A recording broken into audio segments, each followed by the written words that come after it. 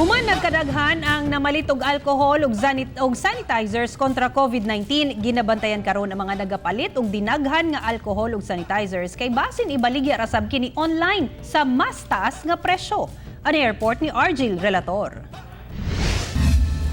Nangita og tag 500 ml nga alcohol kini si Clayton John sulod sa usa ka iladong supermarket sa Davao City. Apan wala na stocks. Nangita ko sa uban katong gusto itong dagko.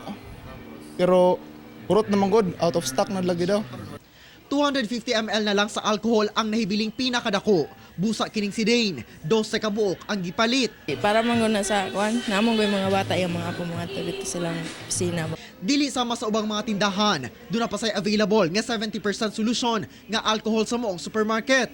Busa na niguro na daan og palit si Nanay Nida.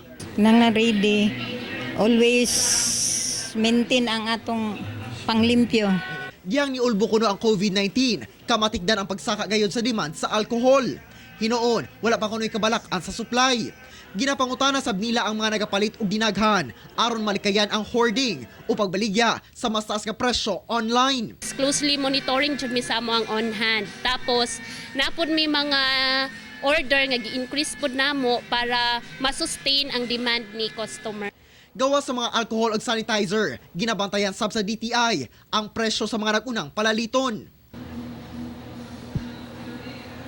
Sa pagpatuman karon sa state of public health emergency, epektibo sab ang price freeze. Buot pasabot, walay pagtaas sa presyo sa basic necessities ingon man prime commodities. We have sets of monitoring teams to go around the different business establishments, grocery stores particularly.